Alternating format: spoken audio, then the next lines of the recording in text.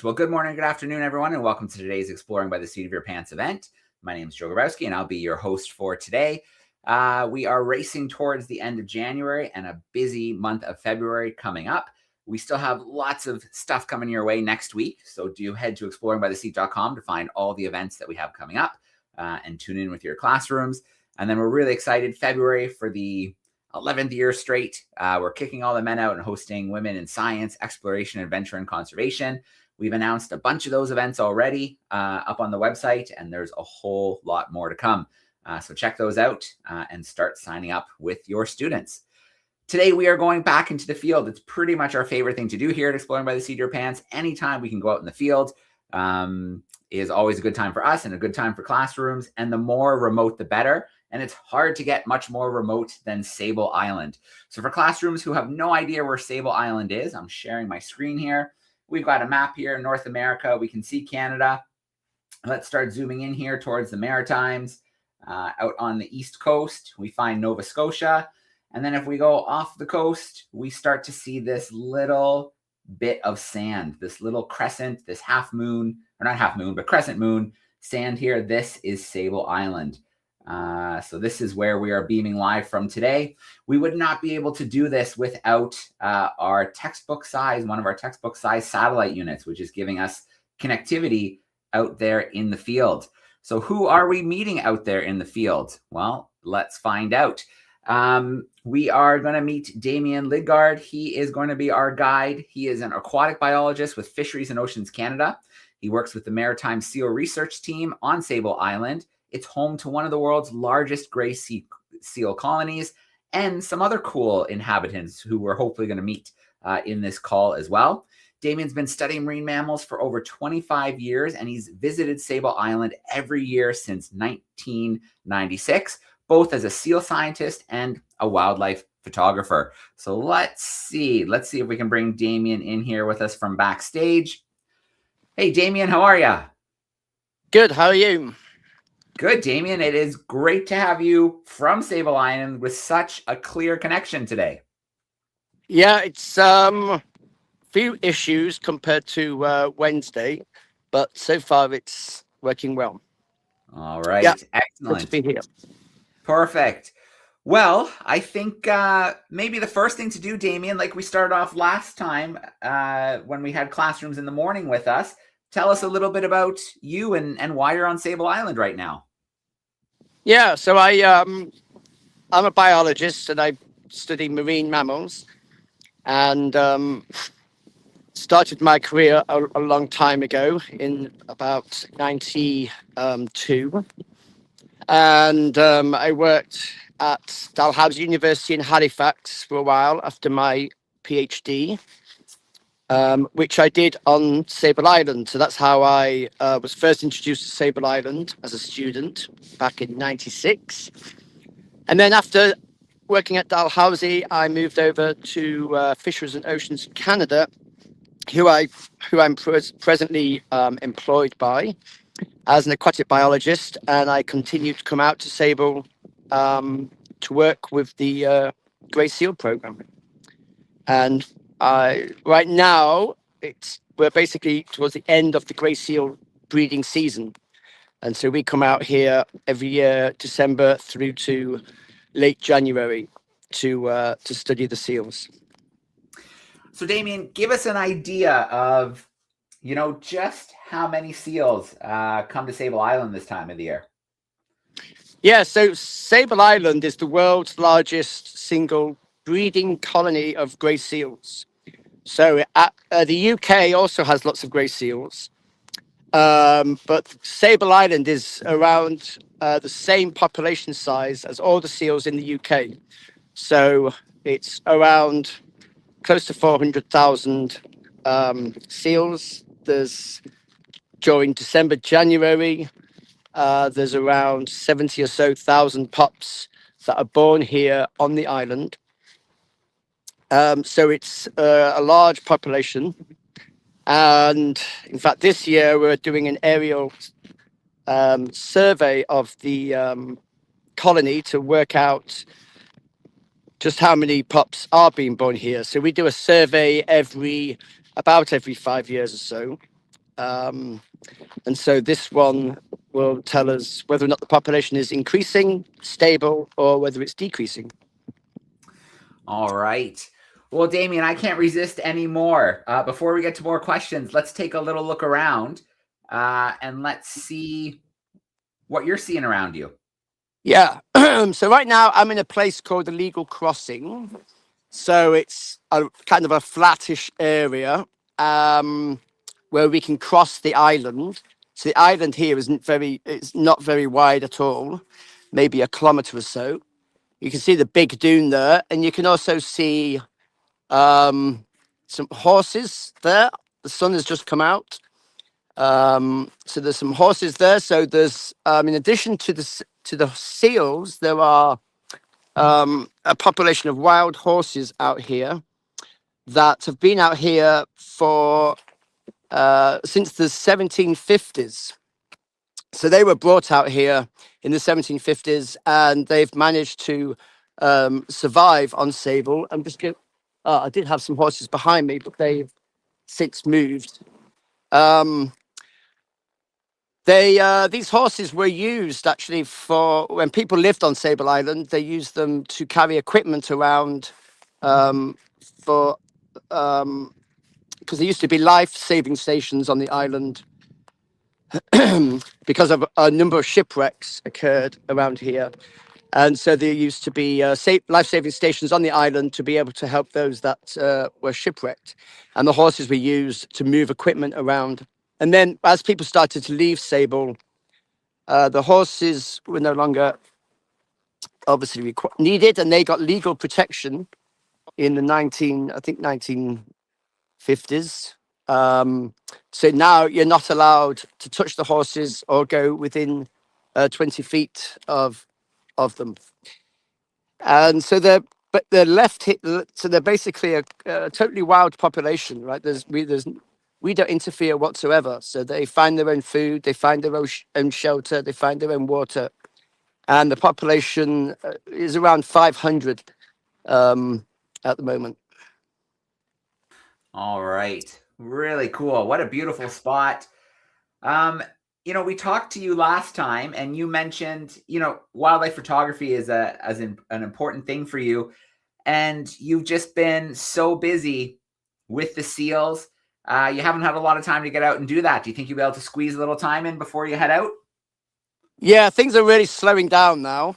So I'm hoping that I can catch up with some photography.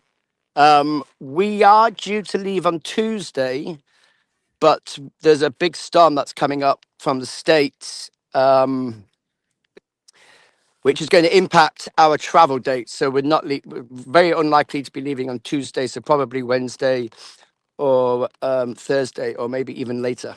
So hopefully, with most of the work done now, I'll be able to switch mode and become more artistic rather than scientific. All right.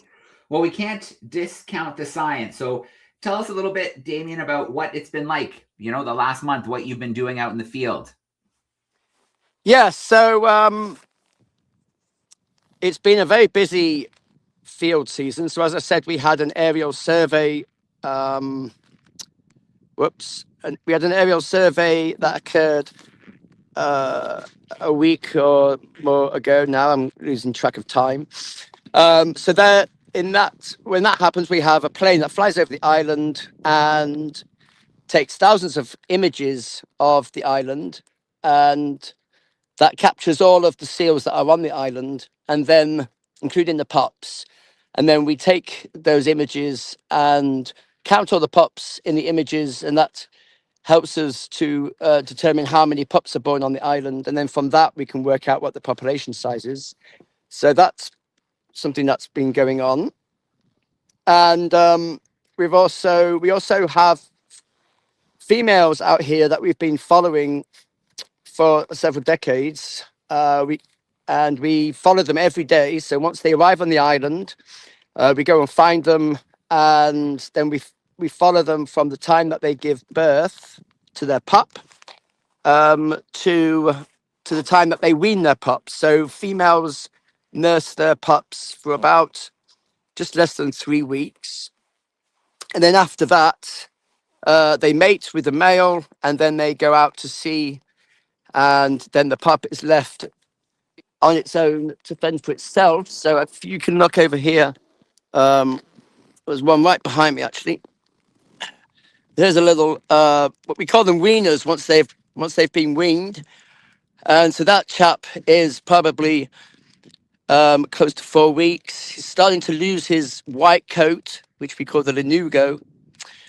And so we follow these females every day, and then when mum leaves and the pup's left there, then we go in and we weigh the pup to see how well mum did raising her offspring. So that gives us an idea as to how well females are reproducing,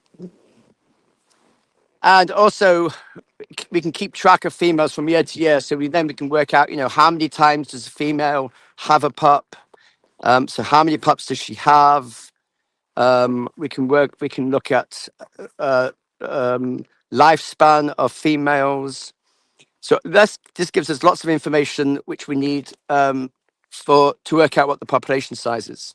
So that's been going on. We have an American team out here from partly from Woods Hole Institute, and they're looking at the importance of iron for the pups. So when pups go out to sea, obviously they start to dive, and iron in the blood is very important for holding on to oxygen. So simply, if you have more iron, perhaps you can hold more oxygen, which improves your diving ability, which improves your ability to find food, and therefore enhances your likelihood of surviving out at sea. So the question is whether mums that have more iron, are they able to get that across to their pup?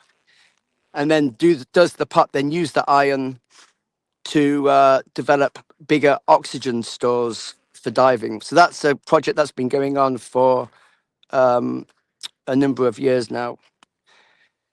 Yeah, so off my head, that's right now, that's all I can That's think perfect. of. So that's quite a lot of work that's been going on from day to day. Yeah, and when we connected a couple days ago, I think there was maybe 5 more seals you were hoping to get trackers from. Have I lost the audio? Have you lost audio? Okay, try and exit and come back in, Damian. So I can't hear anything, so I'm just going to log out and then log back in again. Perfect. Okay. All right. So we'll just give it a second for Damian to come back in. For whatever reason, the audio has been dropping a little bit for him, but we're getting a pretty good connectivity for where we are so remote off the coast of Nova Scotia. So we'll give him a second to get back in here with us. And then we're going to play a little game. I'm going to get him to go mobile to another site. So we're going to see how well the signal will cooperate as we move to another site on the island. So we'll get to go on a little Sable Island off-road adventure once Damian gets back in here with us. If you are tuning in via YouTube, don't be shy to use the chat sidebar. Send us in some questions. Let us know where you're tuning in from. I see Damian backstage again. Let's check and see how this is going. Damian, we got you back? Yeah, I don't know. Every now and then I lose audio, so I don't know. That's okay. If it happens again, do exactly what you did. Just exit, come back in, and we'll roll with it. What I was asking, though, was when we connected a couple days ago, you still had a few more seals to catch. Did you manage to get any in the last couple days?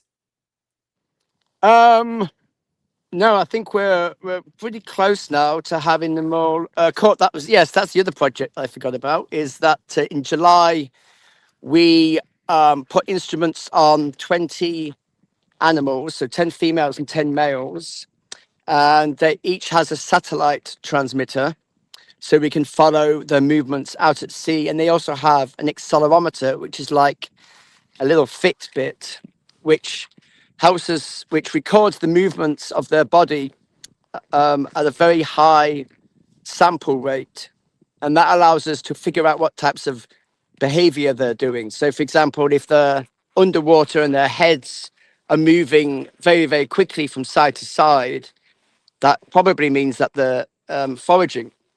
and we can also use that to figure out what other behaviors they're showing. So one of the interesting behaviors is that they sleep. We found that seals sleep at the bottom of the ocean. So they rest here on Sable Island, and then they go out to these feeding areas, which were about 100 kilometers away. And then rather than coming back to Sable because they want to spend some time out there feeding, they simply rest at the bottom of the sea. And so they just very slowly fall down through the water column, and then they land on the bottom of the sea, and they rest there, not moving, and then they come back up to the surface after 10 minutes or so to take a breath, and then they go back down. So those little Fitbits that we've put on seals that can help us figure out those types of behaviors. So those seals have come back to Sable, or some of them did, and we've been catching them to remove the instruments so we can download the data. And there are still a few more out there, but we're just waiting for them to come ashore. All right. Well, Damian, can we take a look at your transportation on the island? And then if you're up for it, I say we go on an off-road adventure, see if we can go to that second site. Yeah, so this is my ATV. We use an ATV on the island because it's about 45 kilometers long, so we need to access the whole island because seals are across the whole island. So the ATV is therefore a very useful piece of equipment. It also helps us to not get bitten by seals because sometimes we have to get quite close to them and they will bite. They will bite the bike and they will also try to bite us. So it's also partly a safe piece of safety equipment. So I've got the antenna here attached to the front of the bike. So I'm just going to put my helmet on and hopefully going to take you down the beach to another site to show you some interesting things. So this is totally, it's either going to be a lot of fun or it's going to be very frustrating. We're going to find out. We'll see how Yeah. the connectivity does. So I'm going to start my bike up. And off we go. So I'm leaving the cove here. Say goodbye to the horses. Big male there.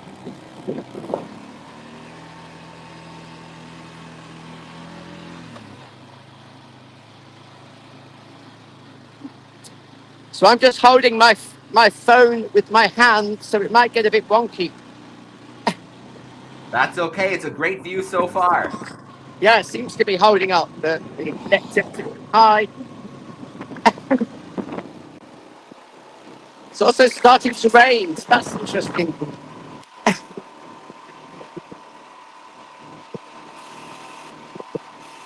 Okay, you're about to see the island. We get to the beach here, and you can see the island up into the distance. So you're going to pick up a little bit of speed so we can get to the site in time.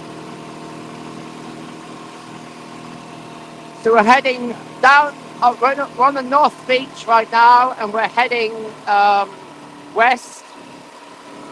And we actually have some horses, I think, on the beach ahead of us. So that's nice.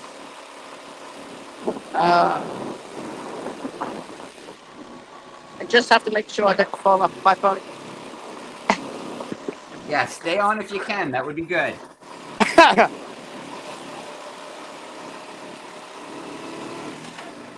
So, yeah. Well.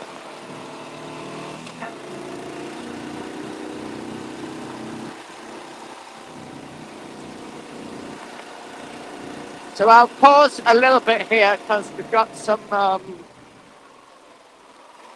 horses up on the beach here. So I'm going to slowly drive past without Yeah, getting. great.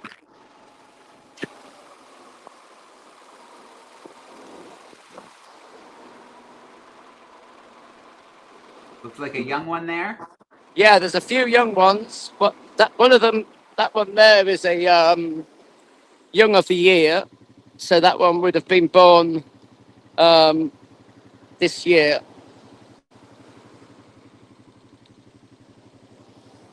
And there's a few more over there. So as long as you keep your distance and you don't move too quickly, they're okay. Because driving by.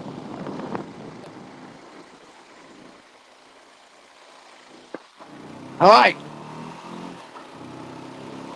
Very cool. Yeah. Feels a bit like we're in a first-person video game, racing down the beach.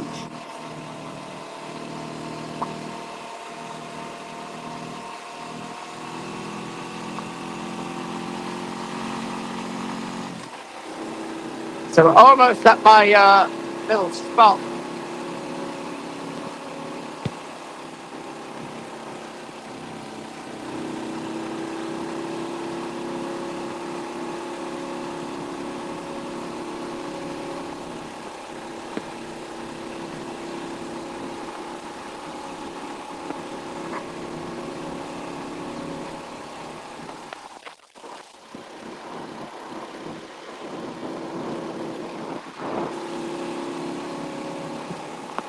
Past some seals here.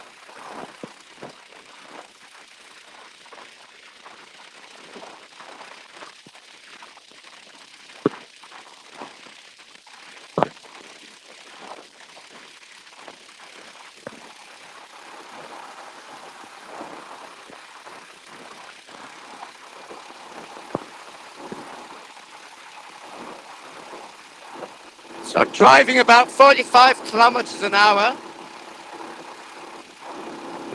My hand's getting very cold.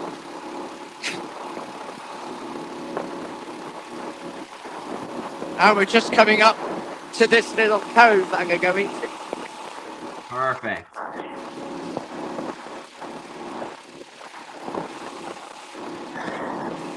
That's really cool, Damian. We've walked with the satellite unit before, but this is our first test moving this fast, and it's doing pretty well. Yeah.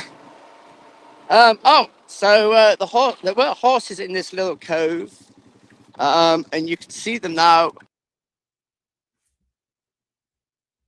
Oh, looks like we lost Damian for a second. We'll give him a second to reconnect there with us. That was pretty fun to be able to cover the island like that, see all the seals, some seabirds, and of course to see another group of those wild horses. So let's give Damian a moment to come back in. Once he gets settled, we're going to get into some Q&A action. So keep those questions coming in via the chat. And we will also get the questions from our camera classrooms. And I think we've got Damian back. I just lost you there. Yeah. So they're right on top of that dune there. I was hoping they would be. You can just see their bottoms. So this is a little dune that we call a cove, which we call number 4 East. And like everywhere, there's lots of seals around. I was hoping those horses would be in the cove. They're not. But I'm going to show you something else that we find on the island, which is quite cool.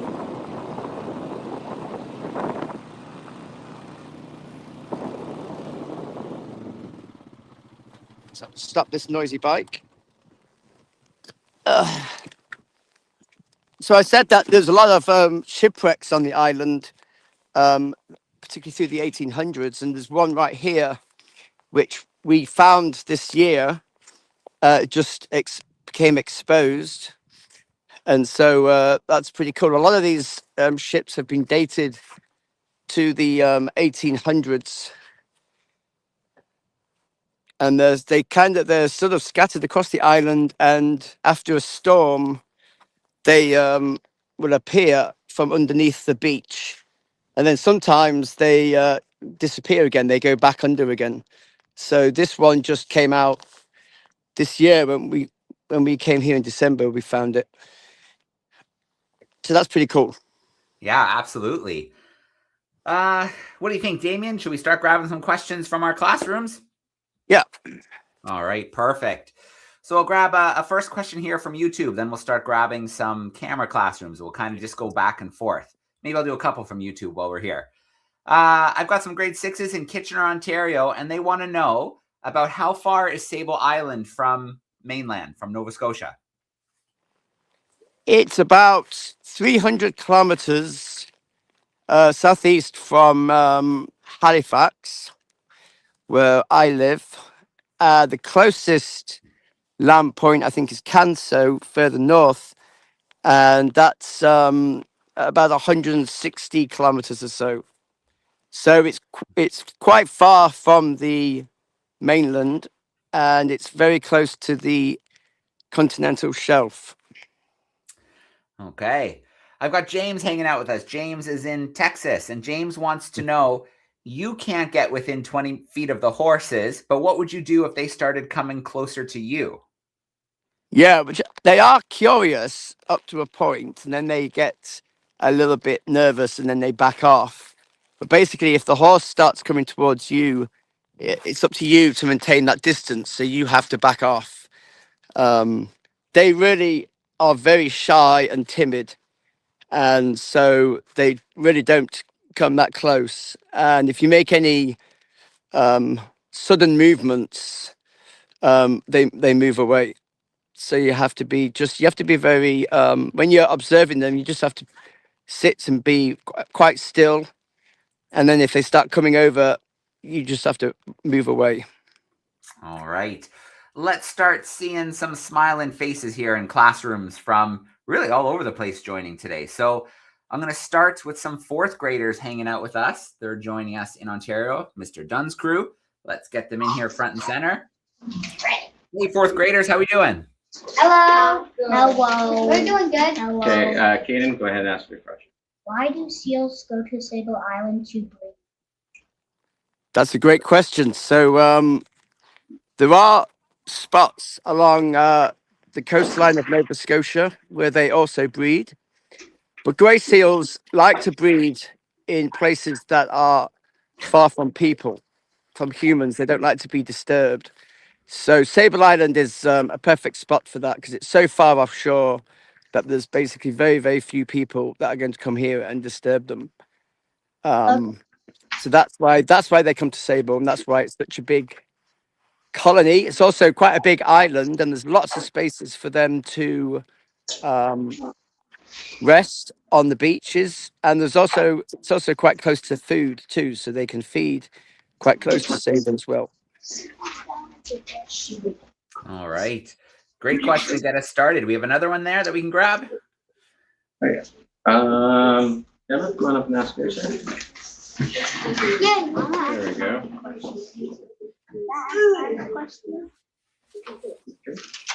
Do the seals ever interact with the horses? Yeah, it's an interesting relationship that they have. They don't really hang out with each other. The seals don't really like the horses around because Mum doesn't want her pup to be stood on by a horse. So the seal,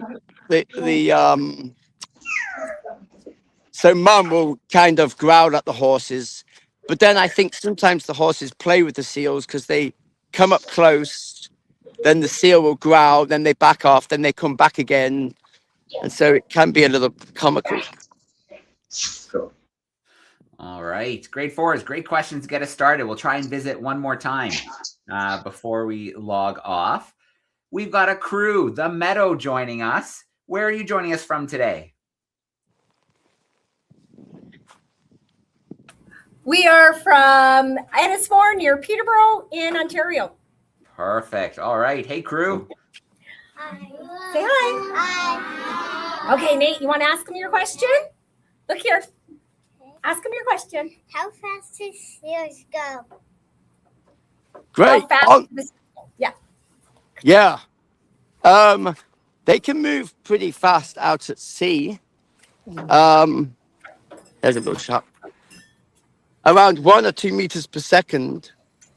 So that's pretty fast. On land, they're also quite fast as well. And if you're on like difficult terrain, they can probably move faster than what you can. So when they want to move, they can move really quickly because they have these really large hind flippers here. Whoa. Which he won't let me touch, otherwise he's going to get angry. But this is how they propel themselves at sea with these hind flippers. All right, Peterborough crew, do you have another question handy for us? Anything else? No? Oh, All right, we'll come check again. Thank you. Okay. Where are we going now? We're going to grab Miss Kronicki's class. They are hanging out with us today. Where are they joining us from? They are some 6th graders in Connecticut. How are we doing? Hello, I'm so sorry we just had a switch of classes, but we actually had a student who really wanted to know if we saw that there was a shipwreck there. We wondered if there were any other kind of artifacts you may have found while in your studies on the island. Yeah, there are all sorts of. We find remnants of the old life-saving stations, so remnants of like buildings that used to be here, and because people lived on the island. We also came across one year a grave site, which this was a long time ago when I was a student, and it just got exposed from under the ground, and there was all of these stone gravestones, and from when people were living here in the 1800s. That was pretty cool. I haven't found anything from a shipwreck. This is a national park, and so you're not allowed to like really interfere with anything that's on the island. Yeah, haven't found Okay. any skeletons, that's for sure. Okay, then. What do we think? Connecticut, do we have another question? I can come back and check in a little bit too. I do know that one student asked if he has a favorite seal that he like watches every year. Actually, yeah, there's a male that comes here. Males they kind of look a little bit ugly to some people, but when I did my studies on the island, I studied grey seals. I studied their behavior, so I'm actually quite enamored with the male. And there's a male that that used to where is he? There he is. There's a male that visits every year, and his name is called T-O-O, and he's a very charismatic seal. He's very chilled out and doesn't mind you being close to him. And he's always, for some reason, he always visits the south beach of the island. So we've never seen him on the north side, and he's always here, just like hanging out with the ladies. All right. Let's take a little trip to YouTube, and then I'll go back to some camera classrooms. So Evelyn is joining us. Evelyn wants to know if you took a boat from the mainland to Sable Island, how long would it take you? I think people have done that, and it took them like 36 hours or something like that, sailing by the wind. So it's quite a journey. There was a few years ago, a couple of guys were raising money for mental health, and they actually kayaked from Canso to Sable Island. So that's like 160 kilometers. And that took them just over 24 hours. I think it was like 28 hours of kayaking across the sea to get to the island. So that was pretty cool. All right. Let's see. I have room 9 wants to know how many babies will a female have And then what kind of fish are they looking for when they're out in the ocean? So females start to give birth when they are around 6 or 7 years old. And some females will give birth every year. So they'll have a pup every year. And while others might skip years, so they might skip 2 or 3 years and then have a pup. So it can vary quite a bit. And then a female can live into her 40s. So when we were here in July, we actually came across a female. I think she was like 46 years old or something. She was just lying on the beach, and she looked quite old. So females can really live quite a long time, and they will give birth. Most years they'll give birth to a pup. And then when mum goes out to sea, these seals are quite opportunistic feeders. So it basically means that they will feed on whatever is available to them. One of their favorite fishes is what is called a sand lance, which is a small fish that lives in the sand. And when females or males are diving, they go down and they drive their snouts into the sand, and that disturbs the fish. And then they catch the fish as it is leaving the sand. And I think they're using their whiskers to be able to detect where the fish are in the sand. All right, let's grab one more here from YouTube. So this is from some grade 6s, and they're curious about if the seals aren't endangered, then what's the main reason behind being out on the island to study them? Wow, that's an interesting question. Well, we need to know what the population. We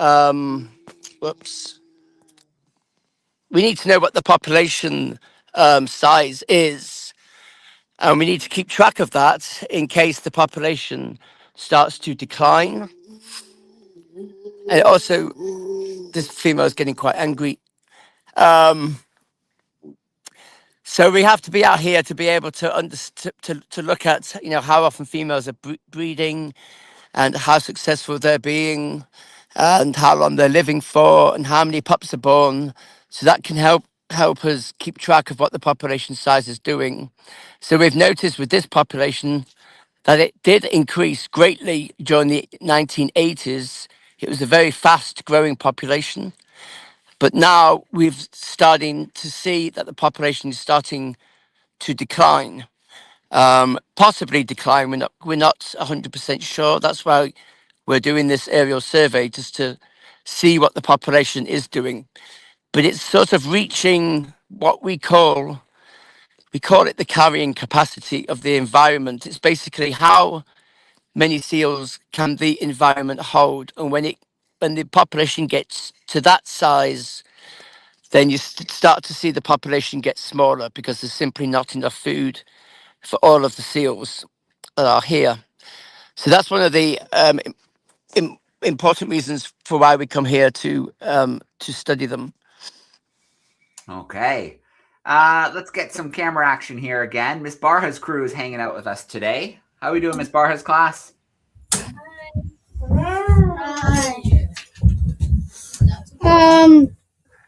What is the oldest female seal you've ever known?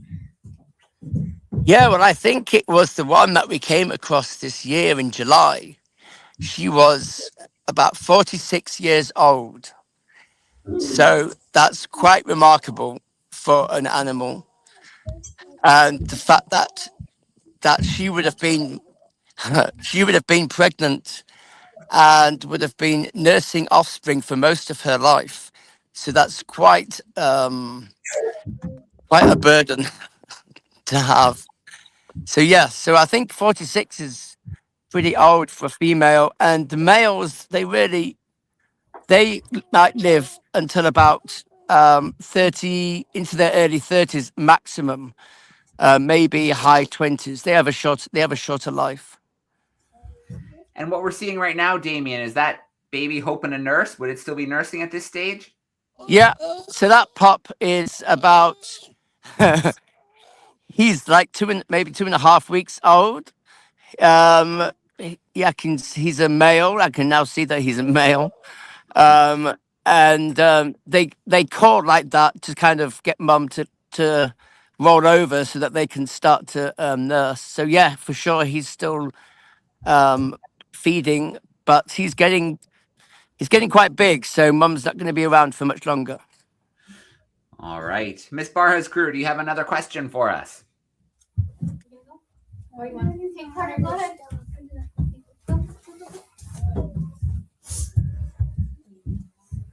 are the other seals? Where are the other seals? Do you mean other species, like other kinds of seals, or other seals on the island? Other seals on the island. Yeah, so sable is mostly grey seals. So that's the most common seal that you will find along the east coast of Nova Scotia and the United States, like northern United States. The grey seal is the most common. Then there's also the harbour seal, and there used to be lots of harbour seals out here, maybe 700 or so in the 90s, but that population has since declined, and there are really very few of those that are left. And then occasionally you will find harp seals and hooded seals. They're very much an Arctic species. They breed up in the Arctic, and occasionally some of them will find their way down here. It's kind of off their beaten path a little bit, and there aren't very many that would come to Sable. So it's really mostly grey seals on Sable Island. All right. Well, let's squeeze in a couple more questions, then we'll let Damian continue with his day. I'm sure it's cold out there on the beach as well. So, Mr. Dunn's crew, I see someone there waiting. Yeah, Derek has a question. Is Sable Island shrinking or growing? That's a great question. Sable Island changes quite a lot. Like it changes every day and changes across the year. So we found that the east end of the island used to be much, much longer than it is now. So over the years that I've been here, we've probably lost about 15 kilometers of beach from the east end of the island because it's become shorter. And then the west end is kind of growing a little bit. So it's kind of moving very slowly, sort of north east, I guess, eastwards. But it's a very dynamic island. Like there's dunes are destroyed, and then new dunes are built, and beaches become narrow, and then they become wide again. And so it's really, it's really a very, very strong changing environment. All right. Okay. I see someone there. Let's squeeze one more in. Okay, Sloan has a question. Where do you sleep here on Sable Island? Was that where does he stay and sleep? Yeah, where does he stay and sleep? Yeah, so we have a couple of houses on the island. We have an old lighthouse house that we stay in on the west end of the island. So there's about 7 people that will stay there during the study season, and then I stay at the east end of the island where I am at the moment in a cabin which we call the East Light after the East Lighthouse. And so that's a little cabin. It's just for 4 people, and we have a little pump to pump water from underneath the cabin through the sand, and the toilet is basically outside. But we have a nice kitchen and we have a nice stove that keeps the cabin very warm. So it's very comfortable staying here. All right. Thanks, grade fours. Great questions. Yeah, they are great questions. The meadow. I see someone waiting patiently in Peterborough. All right. Can you ask me your question? Is there any snow there? Come a little closer. Say it again. Is there any snow there? She's wondering if there's any snow on the island. Not yet, but we're about to get a very large drop in temperature this weekend, and then it's quite possible that we might be getting some snow with that as well. So we haven't had any. I'm just thinking we haven't really had any snow this season, so we might be getting our share this weekend and early next week. We've had quite a lot of rain, and we've had quite a lot of wind as well. All right. Thanks, Peterborough. Great question. We have lots of snow here. We do here in right. Guelph area. We've got loads. Yep. More coming. Miss Krenecki's crew. It looks like someone's waiting. Do you put GoPros on the seals?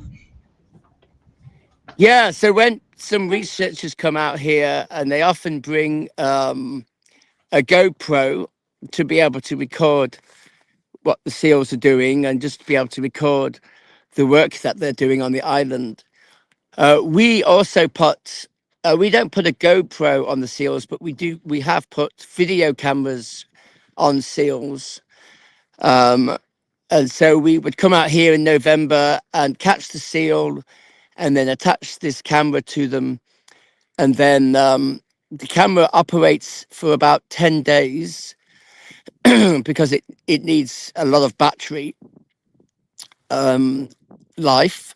So it doesn't really, it doesn't, record that long, but 10 days is pretty good. And then we can actually see it's totally waterproof and it's also pressure proof. So when the seal dives, the instrument, the camera can withstand the pressure, and we get to see what seals are doing underwater. So that's how we know that seals are driving their snouts into the sand at the bottom of the sea and eating sand lance, because we can see that on the camera. We've also seen them sleeping at the bottom of the sea as well.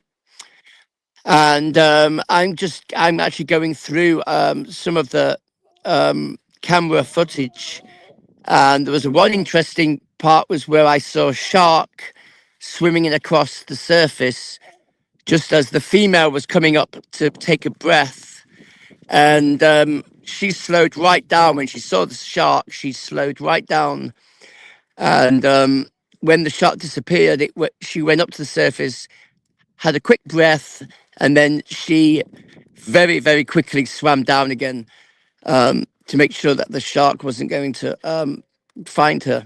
So it's pretty cool to be able to see what seals are doing out at sea. All right, Damian, we're going to do one more question. This is from Miss Barha's crew.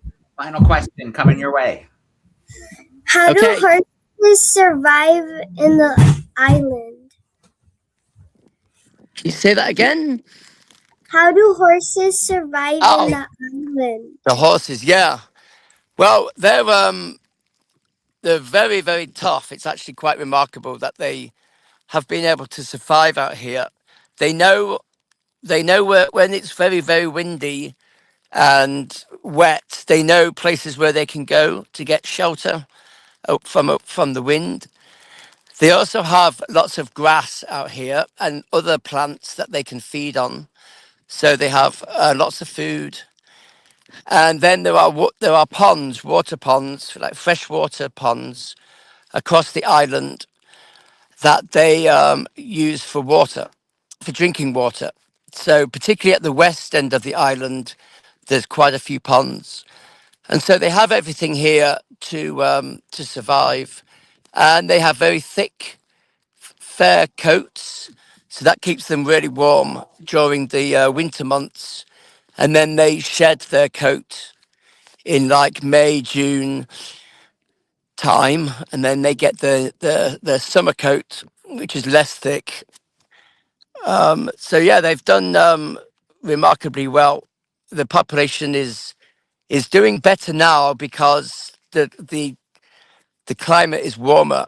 The temperatures are warmer during the winter time, so they don't they're not as heavily impacted by the weather as they used to be.